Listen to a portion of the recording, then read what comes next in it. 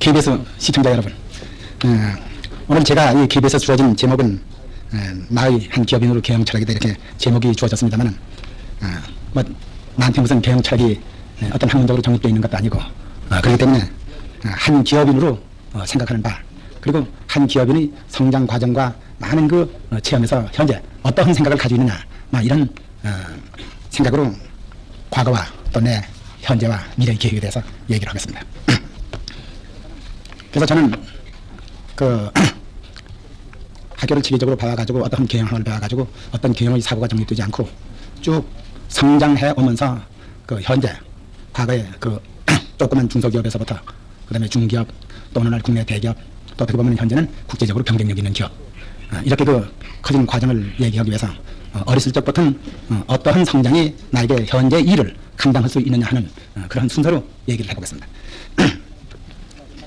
우리나라 모든 사람들이 대부분 다 농촌에서 가난하게 성장을 했습니다. 나는 이 강원도 통천 송전면, 통천군 송전면 아산이라고 하는 한 50호 되는 가난한 농촌에서 태어났습니다. 그러니까 1915년 겨울에 그 시골촌에서 이 7남매 아들 6에 딸 하나 있는 그 7남매의 그 맏아들로 태어났습니다. 그리고 또 우리 아버지 역시가 7남매 아들 6, 딸 하나 우리 고모가 한 분 계십니다. 아버지도 역시 또 우리 집안의 장손이고 나도 또 장손으로 태어났습니다. 그래서 시골에서 어렸을 적에는 커서 서당에 한 3년 다니면서 여러 가지를 배웠습니다. 천자문에서부터 결국은 이 소학, 논어, 맹자 이런 걸 읽었기 때문에 이 상강 오류는 서당에서 어렸을 적에 6살에서부터 9살까지 3년간 배우고 또 소학교에 들어갔습니다. 사실 서당에서 그 어려운 글을 이렇게 배우고 매일 아침 선생님한테 외워서 책을 듣고 외워 바치고 또 외워 바치지 않으면 회차리로 종아리를 맞고 이렇게 했기 때문에 굉장히 엄격히 배웠기 때문에 이 어렸을 적에 그 배운 글은 지금 한문으로 생각하면은 여지간에 그 대학에서 배우는 거 한 가지로 정치, 경제, 윤리 모든 거 다 배웠다 이렇게 생각을 하고 있습니다. 그래서 소학교에 들어갔는데 소학교에 사실 들어가니까 배운 게 하나도 없었습니다. 그래서 소학교에서 배운 것은 구국법하고 일반말 조금 배우고 이런 거 배우긴 하고 사실 배울 게 없어서 2학년을 들어가서 다녔는데 2학년에서도 무슨 이 창가나 뭐 이런 거는 낙지점이지만은 다른 거는 다 100점이고 2학년 배울 게 없으니까 또 3학년 올라가라 그래서 3학년 올라가도 사실은 배울 게 없습니다. 아주 실컷 놀고 내 생애 가장 행복한 시절은 이 소학교 5년간이다.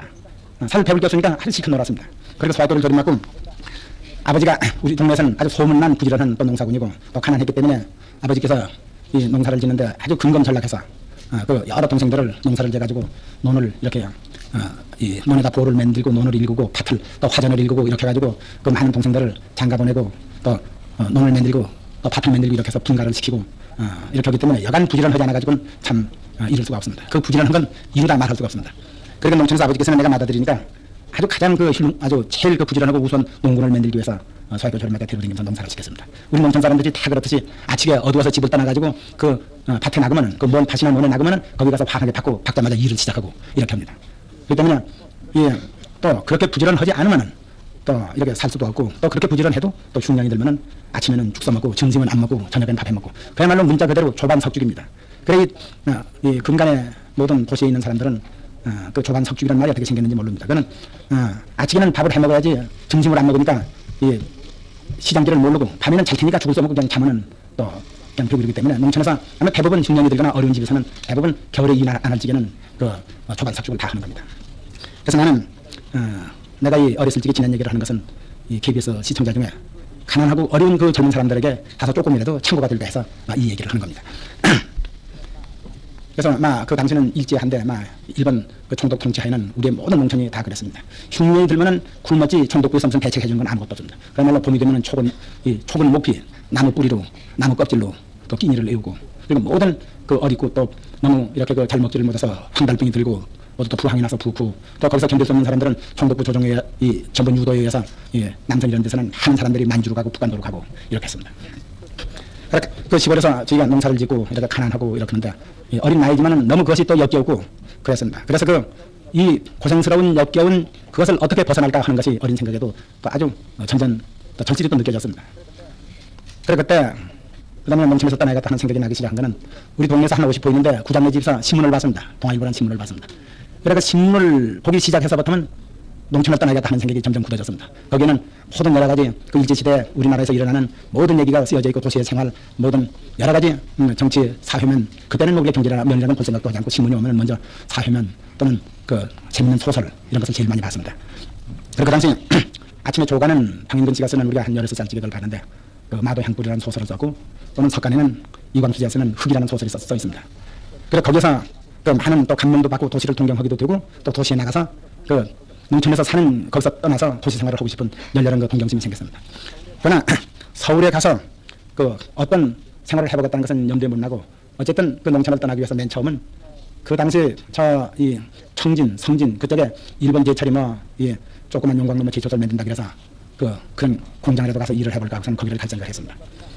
그 여기가 없으니까 첫 번째 계획은 그 동네 나보다 한 2살 더 먹은 지주원이라는 그 사람하고 둘이서 두 애들이 이제 계획이 가면서 밥을 얻어먹으면서 가거나 또는 어디서 일을 하면서 그렇게 갈 생각으로 첫 번에 떠났습니다. 떠나서 맨 첫 번에 걔는 나보다 한 2~3살 더 먹었기 때문에 자기가 부끄러운 게 날 보고 가서 이제 첫 번 새벽에 떠나서 한 50미쯤 가서 어느 농촌에서 밥을 얻으라고 날 보고 시켰습니다. 그래 한 여러 집이 기웃기웃 하는데 한 집에서 아침 초반을 먹어서 이렇게 들여다보면서 그 길 가는 사람이 노비가 떨어졌으니까 밥을 좀 달라고 이렇게 얘기를 했습니다. 그 주인이 그 농군이 이렇게 초반을 먹고 이렇게 치다 내다보면서 그 노비가 떨어지지 않도록 꼭 빗들어내지 그래 꼭 잡아내지 않아서 떨거느냐고. 그렇게 해서 그냥 부끄러워서 사실은 지금 가만히 생각하면 그렇게 말을 건네는 사람은 그 밥을 줄 사람인데 그냥 부끄러워서 그냥 거기서 도망해서 밥 얻어먹는 것은 체험을 하고 그다음에 원산을 지나서 고원이라고 가는데 그때 고원에서 평안까지 철도를 닦았습니다. 이 평원선이라고 철도를 닦았는데 이제 그때 16살인데 그 공사판에 가서 그 흙을 담는 그 밀구르마 이제 그거를 밀면서 이제 일을 하는데 장마가 져가지고 이 45전을 주는데 밥값은 32전인가 이랬기 때문에 비 오는 날이 많으면 오히려 밥값을 더 걸머지고 옷은 점점 해지고 신발은 떨어지고 이래서 그냥 오히려 빚을 져가지고 떠날 수도 없고 갈 수도 없고 이렇게 됐는데 어떻게 거기 달아나서 있다는 소문이 이제 들려가지고 아버지께서 찾아와가지고 고향에 다시 또 붙들려가서 또 농사를 지고 또 한 해를 지고 그리고 그 다음에는 또 그다음에는 아버지께서 이제 소를 타서 집이다 그 귓짝속 밑에다 관쳐둔 것을 이제 그걸 훔쳐가지고 그냥 서울을 왔습니다. 서울 와서 그때는 그래도 그 돈을 조금 가지고 있으니까 이 부기학교라고 이 부기 이를테면은 그 경리장부 정리하는 그 학원에 이제 등록을 하고 며칠 다니는데 어떻게 또 그게 이제 그 전에 집에서 서울에 그 부기학원이 있다 이런 것을 이제 편지를 받아가지고 한 그것을 근거를 해가지고 아버지께서 또 찾아왔습니다. 그래 찾아와서 이제 내려가자 그리고 안 내려가겠다 그리고 이제 그런데 아버지께서 통사정을 해서 할 수 없이 고향 내려가기로 이제 결정을 했는데 이왕 서울 왔으니까 아버지께서 그 동물원 구경을 한번 시켜주겠다고 그래서 그다음 그때가 이 태평로 그쪽에 조그만 그 부기학원이 있었는데 거기에서 그다음에 이 동물원을 갔었습니다. 이 창경원. 그래서 아버지께서는 동물원을 거저 구경을 시켜주는 줄 알았던 모양입니다. 가니까 바깥에다가 대인은 어른은 10전이고 소인은 5전이라고 이렇게 있다는 것이 붙어 있었습니다. 그러니까 아버지께서 아버지께서 우리 동네에서 아주 그 구두쇠는 1등이니까 자기는 시골에서 호레이 다 봤으니까 난 바깥에서 기다릴 테니까 네가 들어가서 호레이 보고 나오라고. 그래 나도 호레이 안 봐도 좋다고 나도 그러면서 다 봤으니까 안 봐도 좋다고. 그러니까 아버지께서 그럼 이왕 왔으니까 동물원 들어가서 호레이나 보자고 이렇게 해서 그때 아버지가 10전 내고 내가 5전 내고 들어가서 보고 이제 고향을 내려갔습니다. 그러나 도저히 고향을 내려가서 평생을 그 농산 일을 하면서 그렇게 열심히 일을 하더라도 흉년이 들면은 굶고 그렇게 도저히 살 수가 없다 이렇게 생각을 해서 그냥 도저히 그 시골에 있을 생각을 그다음에 안 하고 이제 그 다음에 봄에 다시 그다음에는 그때는 아버지가 아주 천통같이 돈은 잘 감추고 이러니까 어디서 훔칠 수도 없고 또 꿀 수도 없어서 내 친구 한 사람하고 우리가 서울을 걸어 올랐습니다. 그래서 그다음에 서울을 걸어 올랐는데 사고 무척 하니까 그다음에 또 친구하고 같이 이렇게 둘이 그 어린 고충하는 게 싫어서 그 내 친구는 오인보씨라고 그 사람은 지금 현재 우리 회사에 감사하고 있지만 나보다 나이 좀 훨씬 많은 우리 소학교 동창입니다. 그분은 소학교를 장관 들고 우리 소학교 들어왔던 사람이니까 나보다 나이 많아서 지금 한 70 됐습니다. 그분은 서울 떨어지고 나는 인천에 갔습니다. 인천 가서 그냥 세끼 이 밥을 먹기 위해서 모든 닥치는 일 하여튼 사람으로 할 수 있는 일은 다 했습니다. 물론 부두에서 그냥 짐을 내리고 날리는 일서부터는 모든 일을 다 하고 또 거기서 얼마 지내다가 서울에 올라와서는 또 채석장에서 일을 하고 또 모든 그 사람이 할 수 있는 모든 노동은 다 했습니다. 그렇기 때문에 그 사람이 할 수 있는 모든 힘든 일을 했기 때문에 나는 오늘날 그냥 그늘 밑에 서서 시원한 바람만 쐬도 나처럼 행복을 느끼는 사람도 드물다 이렇게 생각합니다. 그 태양 밑에서 모든 게 힘든 그 노동을 했기 때문에. 그래서 제가 생각하기는 지금 생각을 하면은 이제 우리가 모든 그 일을 해나오고 그리고 차차 그 중에서도 아주 근검 전락해가지고 좀 이따 우리가 안정된 직장을 처음 얻었습니다. 그것이 정소에 들어가서 쌀을 배달하는 일을 그다음 맡고 한 달에 얼마씩 그때 12원씩인가 한 달에 이렇게 받았습니다. 그러니까 그때 쌀값이 15원 이렇게 했으니까 쌀 한 가마 값 조금 덜 받고 그다음에 세끼는 그 집에서 먹고 이렇게 하면서 안정된 직장을 잡아가지고 그다음에는 이 자리가 잡히기 시작한 겁니다. 그래 그렇게 하면서 그다음에는 거기서 그 정유소를 거기 있었기 때문에 거기서 한 3년 있다가 저는 쌀 장사하는 걸 배워가지고 쌀 장사를 시작했습니다. 그것이 내가 장사를 시작한 맨 처음입니다. 그래 그 쌀 장사를 하기 때문에 그 모든 그 이제 배달을 직접 이제 배달을 하고 이렇게 하는데 그 가게에서 정미소 값하고 똑같이 팔고 또 배달을 해주기 때문에 배달료를 좀 벌고 이렇게 하는 겁니다. 그래 그 당시도 열심히 했기 때문에 지금 이 무학자 고개 넘어 그 당시에 서울상업학교 그때는 여자상업학교 그 기숙사에도 쌀을 대고 또 배자 그 여학교 거기에다도 그 당시 이 기숙사에다 쌀을 대고 그래가지고 쌀 장사가 참 잘 됐습니다. 그런데 이제 2차 대전이 일어나고 그 당시는 일본 사람들이 소위 대동아 전쟁이라고 하는 2차 대전이 일어나서 쌀이 통제가 돼서 개인은 쌀 장사를 못하게 이렇게 됐습니다. 쌀은 정부가 관리를 하고 있던 배급제도가 전쟁이 나면서 시작이 돼서 또 그만뒀습니다.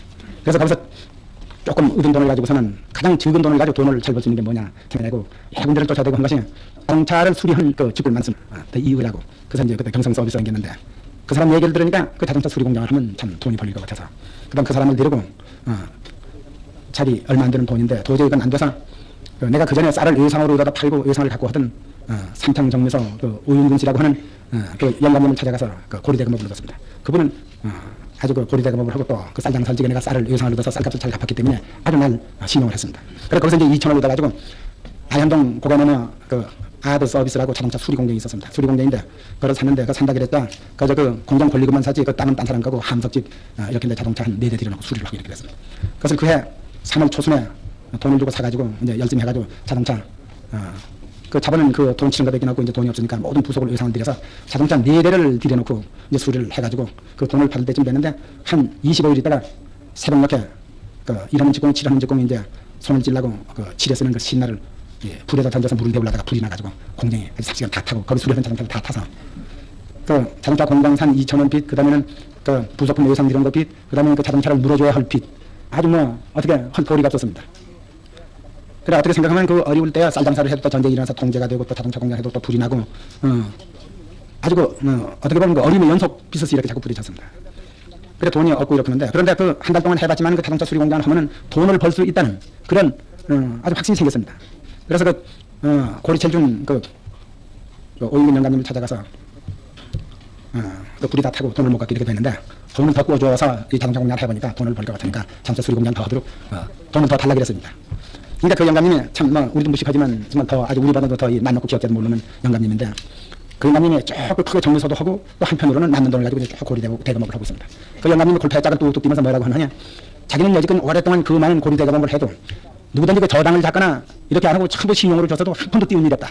그런데 그냥 다 틀림없이 갖다 갚을 사람들한테 뭐 저당 그런 거 자기 수속하는 것도 모르고 그래서 전부 신용으로 주고 다 한 푼도 띄워서 잘 됐는데 그 정주인이 너한테 처음 돈을 띄우게 생겼다고 말이야. 아주 사람 잘못 봤다고. 이렇게 해서 자기가 돈을 안 띄우는 기록을 남기기 위해서 헛없이 돈을 또 줘야겠다 이겁니다. 그래서 그 영감님이 정말 큰맘 먹고 돈을 그때 3,500원인가 얼마를 더 줘서 그걸로 그다음에는 그 수리공장 허가라는 게 참 어려워서 뭐 어떻게 됐든지 간에 저 신설동 뒷골목에다 빈터에다가 함석으로 자동차 그저 앞에 다리만 들여놓고 엔진 뜯어 수리할 수 있게 이렇게 해놓고 대장간 하나 차려놓고서는 그걸 또 시작을 했습니다. 아주 곧잘 됐습니다. 그래서 그 영감님이 돈 안 띄우는 그 기록을 또 맨들에 드렸습니다. 그리고서는 그것도 아주 재밌게 잘 했는데 그다음에 이 2차 대전이 격동하기 시작해서 모든 숯불 쓰레기 하는 공장 다 폐쇄시키기 때문에 자동차 폐쇄하고 그 일본 사람들이 지금 남산공원에 거기다 그 뭐 신구인가 신살면 들여놓고 하늘처럼 위하는 그 올라가는 길 옆에 난간 숯불 쓰레기까지 쥐어뜯어갈 때입니다. 그래서 또 그렇게 할만하고 또 자리 잡을만 하니까 그게 또 폐쇄됐습니다. 그래서 그 다음에는 이 황해도 홀골 그 보강광학주식회사라고 있는데 거기 회사 차를 우리가 수리 공장에서 했는데 그 사장이 그 당시 총독부 당시야 식사은행 부치 유하광풍이 아들 유하광칙의 맏아들인데 그 사람이 날 어떻게 착지를 봐가지고서는 그 수리공장 못하게 됐으면은 그 수완혈동광산에 와서 그 광석을 평상거리역에 들어가면 진압버 지렴소를 자기네가 철도로 가져가는데 그 광석 운반하는 것을 하청을 해라. 그때 지금 때 총독부법이 그런 운송 하청이 안 되게 되어 있는데 회사 직원 형태로 위장을 해가지고 하청을 시켜줄 테니까 하청을 하라 그래서 거기 내려가서 한 3년간 하청을 했는데 참 돈벌이가 또 잘 됐습니다.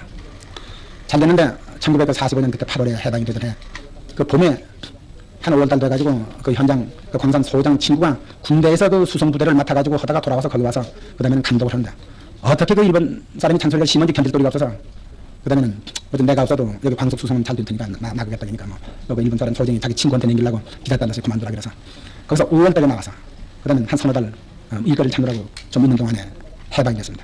만약에 그 광산에 내가 있다고 하더라면은 거기 있는 일본 사람들 전부 소련으로 붙들려 갔습니다. 시베리아로 전부 붙들려 갔습니다. 그래서 만약에 그때 내가 거기 있다고 했으면은 또 그 수많은 운전수 노동자 뭐 확실히 또 뭐 그때는 모든 사용주는 적이니까 소련 군대가 돌아와가지고 모든 사용주는 적이니까 그 한 300여 명 사람을 썼기 때문에 나도 또 일본 틈에 또 붙들려 갔었을지 모릅니다. 그래 예, 8.15 해방이 돼가지고 다시 그다음 자동차 수리 공장을 시작했습니다.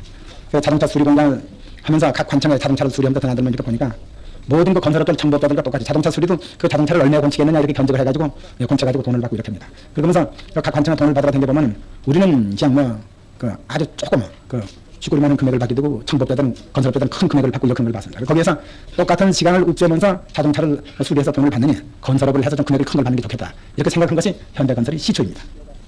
그러니까 6.25가 일어나던 전전해입니다.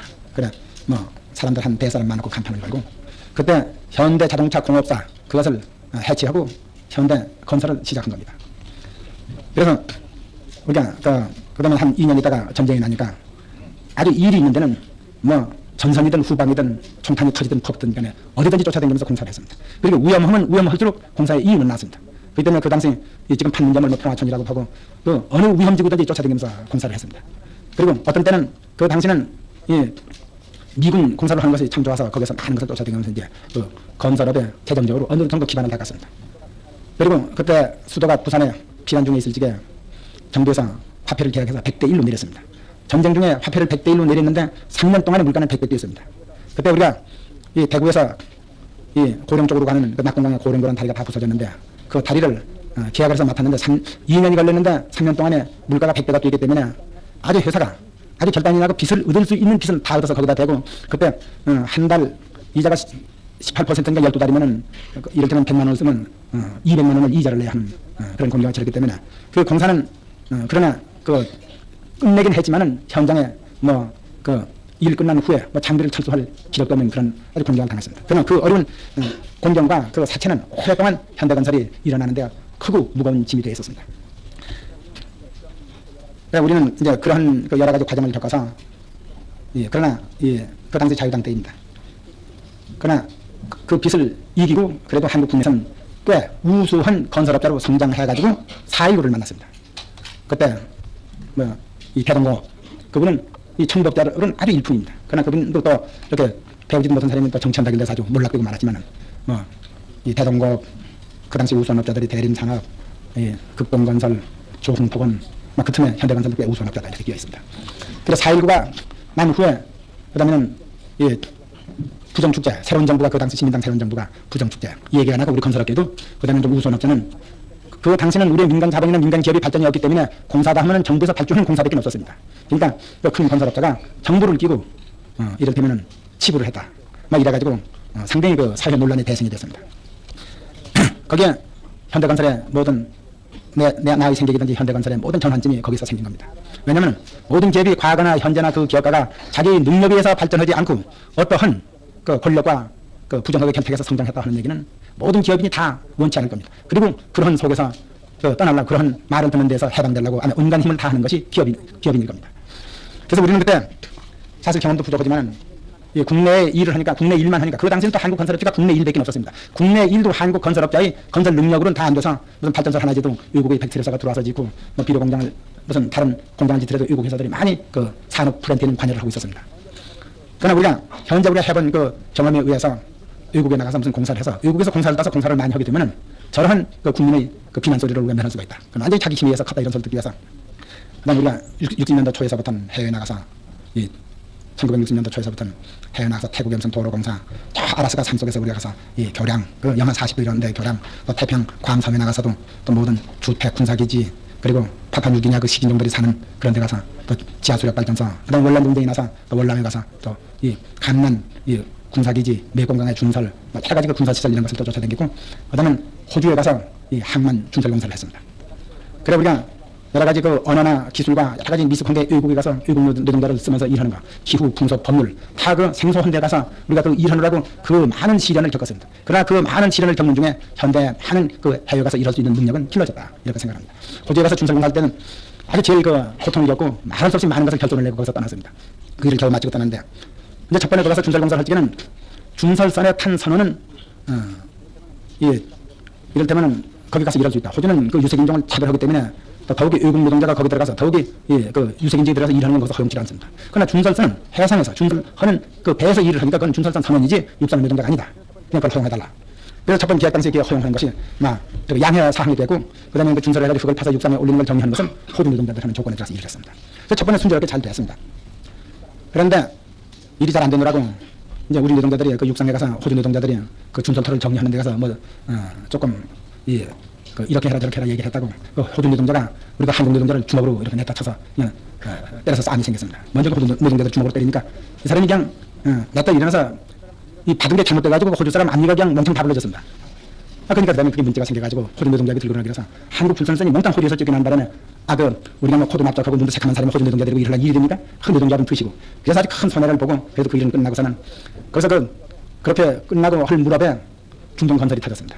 그래서 준설선 이런 거는 중동으로 옮기고 이랬습니다. 그래서 우리는 그 많은 해외 나가서 시련을 겪었고 인재가 양성됐기 때문에 중동 건설이 터지자 현대는 눈부실 발전을 하기 시작했습니다. 그래서 현대는 과거에 건설회사를 조금 했고 그다음에 건설회사 했기 때문에 건설 자재를 좀 생산했습니다. 현대 시멘트니 무슨 금강설했더니 뭐 그리고 건설 자재과 관련되는 산업을 좀 했습니다. 그리고 또 우리가 그 해외 나가서 많은 고생을 했기 때문에 현대 조선을 만든 동기가 됐습니다. 현대 조선은 그 해외 나가서 많은 공사를 하면서 제가 생각한 것은 이 해면되는 거, 조선하는 거, 그 설계 도면대로 크게 철판을 용접하면 되고 그 안에 큰 탱크는 그때 뭐 한 30만 톤 이런 거는 한 4, 5만 마력 발전 소리 하나 그 안에다 집어여가지고 발전을 해가지고 그냥 이 프로펠을 돌려가지고 이렇게 나가는 겁니다. 뭐 그 세부를 얘기해서 다 얘기하면 굉장히 복잡하지만은 크게 얘기하면은 종합건설회사가 그 분야에 조금만 교육을 시키면은 그 배를 만든 나머지 지경이 없습니다. 이를테면은 기계는 그 속에 있는 기계 분야를 교육을 시키고 전기도 약전, 강전 구별해서 교육을 시키고 그다음에 뭐 용접하는 것도 우리가 큰 4플랜트에서 큰 탱크도 용접하고 뭐 여러 가지 형태를 용접하고 이렇기 때문에 뭐 거기에 물론 세분 해가지고 생각해서 어렵다고 생각하면 한없이 어렵지만은 뭐 그 세심하게 생각을 배려할 것 같으면 어려운 게 하나도 없다. 우리는 그렇게 판단해가지고 이 풍속과 습관이 다른 데 가서 그 공사를 하러 다니느니 국내에다 조선소를 재가지고 해외에서 배를 주문 맡아서 국내에서 내보내는 것이 더 편할 거다. 이 생각이 조선소를 만들게 된 동기입니다. 그러나 우리가 60년대 후반기야 조선소를 만들기 위해서 세계 각국에 우리가 돈을 쌓아놓고 하는 게 아니고 외국에서 돈을 빌려서 조선소를 만들어 하기 때문에 그 돈을 빌리는 일이 참으로 용이한 일은 아닙니다. 그래서 우리는 첫 번에 일본을 생각했고 일본에다 그 조선소를 할 수 있는 차관과 모든 기술을 요청을 했습니다.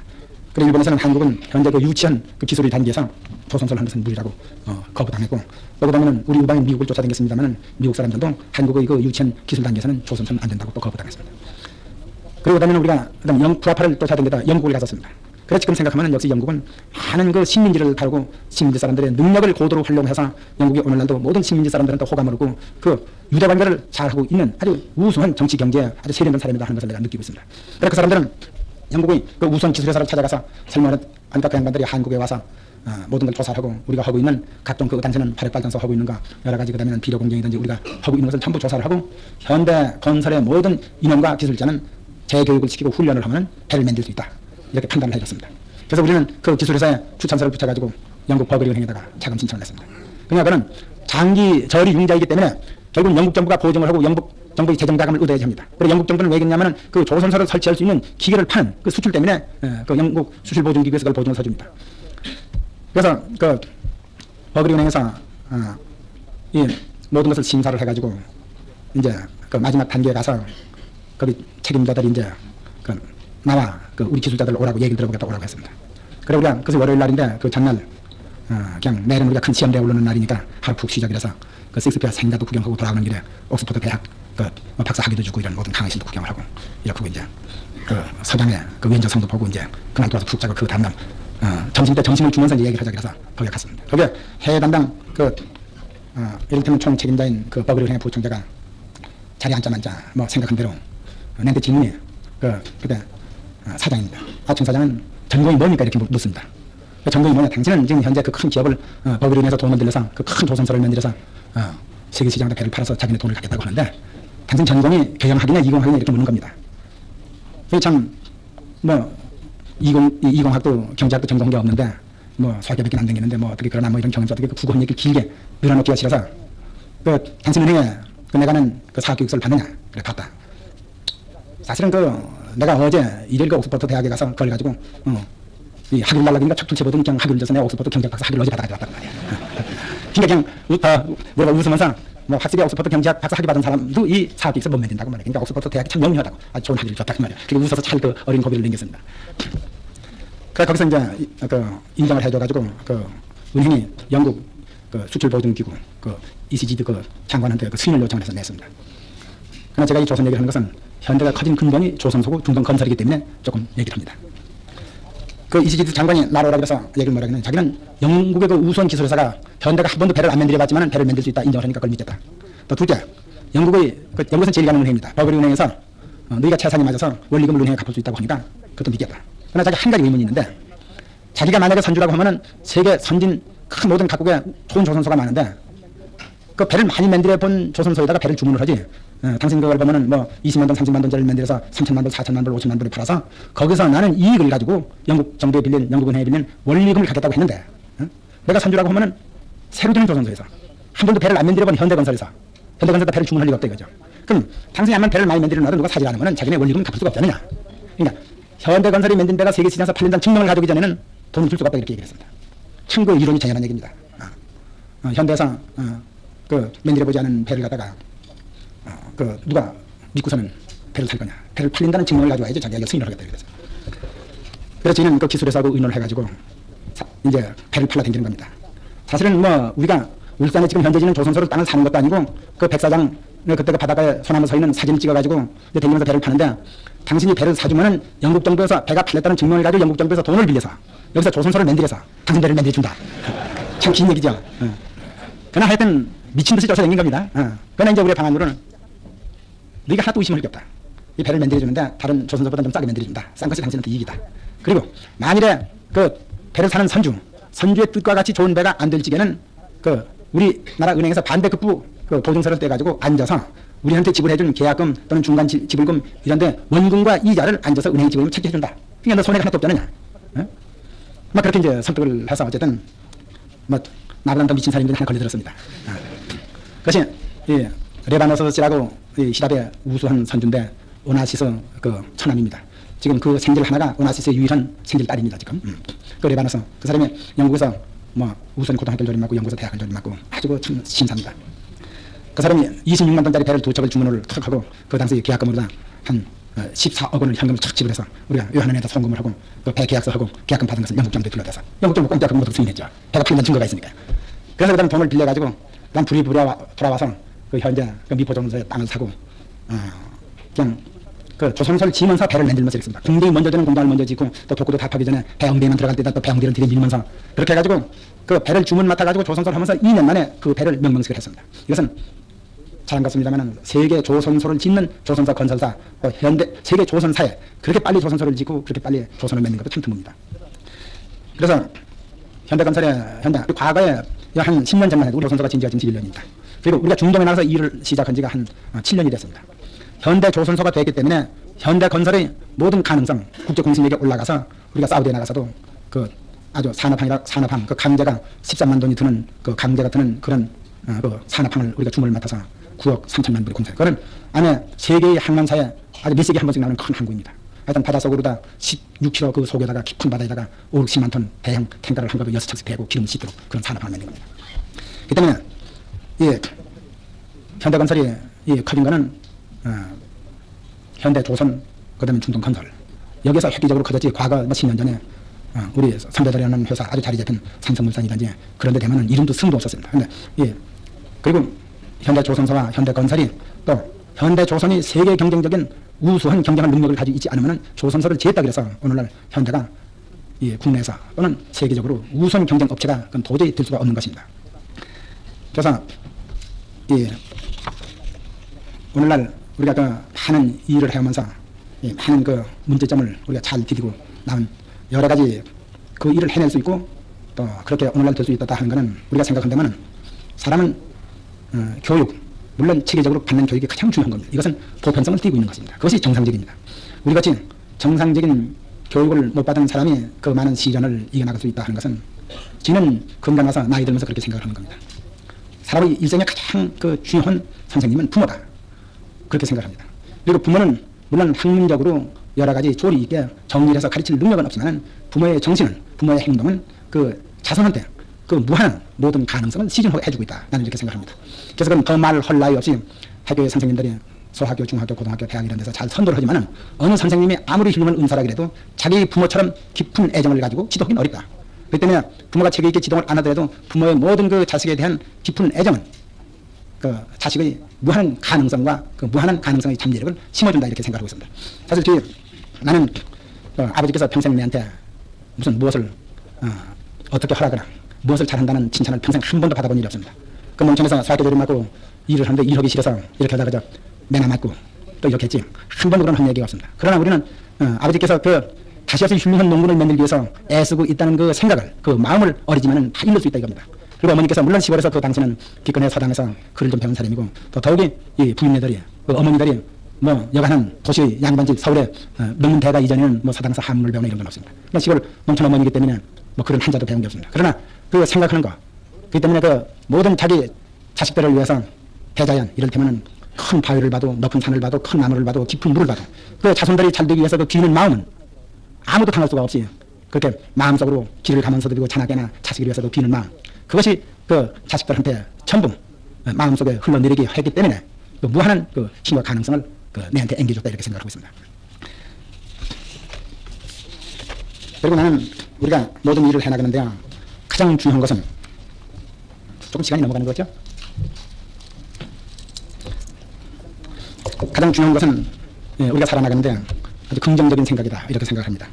그럼 모든 것을 가능하다고 생각하는 것이 모든 것을 해결한다 이렇게 생각합니다. 나는 그 미국의 그 정형외과 선생님 얘기가 어떤 사람이 자기가 찾아와서 국회의원을 나갔는데 자꾸 떨어지는데 자기 코가 다른 사람처럼 높지 못하기 때문에 떨어진다 그래서 수술을 해줬더니 그 다음에 내가 당선이 됐다고 합니다. 그냥 그거는 자기 코가 낮기 때문에 안 될 거다 하는 그 생각이 크게 그 위축감이 크게 참여를 하잖아요 이렇게 생각합니다. 그 때문에 나는 모든 사람들이 선천적으로 불구자가 아닌 모든 사람은 긍정적인 생각을 가질 수 있고 다 성공할 수 있다 이렇게 생각합니다. 그리고 나는 모든 주위 사람들이 그 많은 일을 하는데 그 골치가 아프고 어떻게 건강을 유지하느냐 이런 얘기를 많이 듣습니다. 그래서 나는 과거나 현재나 과거 우리가 도시에서 부두가에서 뭐 하든 간에 내가 불행하다는 생각은 한 번도 해본 일이 없습니다. 언제든지 미래에 행해서 항상 희망이 차있기 때문에 그리고 또 꼭 그 자기가 열심히 일을 하기 때문에 또 좋은 날이 올 거라는 그런 희망이 차있기 때문에 불행하다 하는 생각은 한 번도 해본 일이 없습니다. 그래서 나는 과거에 물론 가난해서 노동판에 노동할 적에도 뭐 아침 6시 반이면 모두 일자리에 나가니까 물론 그건 일을 위해서 그랬고 오늘날까지 아침에는 언제든지 그날로 할 일이 아주 기쁘고 즐거워서 흥분 속에서 나는 쭉 과거나 현재나 아직 5시 전에는 언제든지 일어납니다. 이것은 무슨 일어나려고 노력하지 않아도 그날 할 일에 너무 기대를 걸고 또 너무 기뻐서 그리고 어떤 사람들은 골치 아픈 일도 많잖아요. 사실 또 어려운 일도 많이 있습니다. 그래서 나는 좋은 일이 있어서 좋은 일을 더 잘되게 밀고 나갈 적에는 더 한없이 좋지만은 또 어려운 일을 해결하는 그 기쁨은 다시 없이 좋습니다. 나는 시골서 그때 그 일본 사람들 경찰에 그 무슨 독소 해문죄로도 안 들 불려댕기는 동네 사람 얘기를 들은 게 있습니다. 매일 그 독소의 사건에 불려들어가는 그 사람 얘기가 경찰서에 불려 들어가서 골치는 아프지만 그 나오는 기분이 좋아서 살맛이 있다고. 확실히 우리 생애에 있어서는 어려운 일을 해결할 때의 그 기쁨은 좋은 일이 추진될 때 기쁨도 못지 않습니다. 그래서 나는 평생을 흥분 속에서 살고 있다. 예를 들면 소학교 학생들이 소풍 갈지가 흥분해서 일찍 일어나는 기분과 같이 지금도 이렇게 살고 있습니다. 그리고 또 부모님 혜택으로 선천적으로 또 건강도 하지만은 그리고 나는 모든 사람들은 정신이 건강하면 육체는 항상 건강하다. 나는 그렇게 생각하고 있습니다. 사실 정신이 지리에 차 있고 또 복잡하고 알력이고 이렇다면 건강하게 나는 어렵다 이렇게 봅니다. 나는 정신이 건강하면 아주 정신이 성실하고 건전하면은 나는 육체는 항상 건강하고 건전할 수 있다 이렇게 생각합니다. 그리고 물론 나는 모든 것을 무슨 특별한 운동하는 건 아니지만 아침에 일찍 일어나서 될 수 있으면 회사는 걸어 나오고 또 우리 또 어떤 때는 아침 일찍 일어나서 한 6시서부터 전구도 치고 그러니까 아침에 일찍 일어나서 회사는 우리가 이제 간부회의를 7시 반부터 하는데 아직 시간이 남으니까 뭐 자연히 뭐 걸어 나오면서 시간을 소비하든지 뭐 전구를 하면서 소비하든지 매일 일과 같이 그렇게 합니다. 그래서 나는 모든 사람들은 이 생각만 건전하게 가지고 부지런하면은 다 자기가 뜻하는 대로 성공할 가능성을 지니고 있다 이렇게 생각합니다. 그래서 내 얘기가 이 한 기업가루가 얘기를 해야 할 텐데 많이 이탈된 것 같습니다. 그리고 우리 현대는 금년도에 약 4조 8천억 매상을 가집니다. 그리고 어떤 사람들은 현대가 너무 커져서 문제가 아니냐 이런 얘기를 하는 사람들이 있습니다. 그러나 현대는 현재 대지향적인 거 외국 시장에서 파는 것이 79%고 국내 시장에다 파는 것이 21%입니다. 이 때문에 우리는 물건을 팔아도 세계 시장 위주로 현대가 커졌고 이익을 내도 세계 시장 위주로 이익을 내고 또 국내 시장에서 우리의 기틀을 잡아준 것은 사실입니다. 모든 기업은 국내 시장에서 그 기틀을 잡아가지고 해외 시장으로 나가야 하는 것이 순서입니다. 그러나 우리는 조선 이런 것은 처음서부터 국내에서 그 큰 배를 살 사람이 없어서 해외 시장에서 기틀을 잡았습니다. 그리고 오늘날 현대를 주동하고 있는 현대건설, 현대조선, 기타 모든 상품은 해외 경쟁 지향적으로 우리가 모든 것을 투자를 하고 공장을 짓고 이렇게 나가고 있습니다. 그리고 현대는 모든 공장을 길을 닦고 털을 닦고 모든 기초를 닦고 해서 공장을 짓지 어떠한 무슨 기업을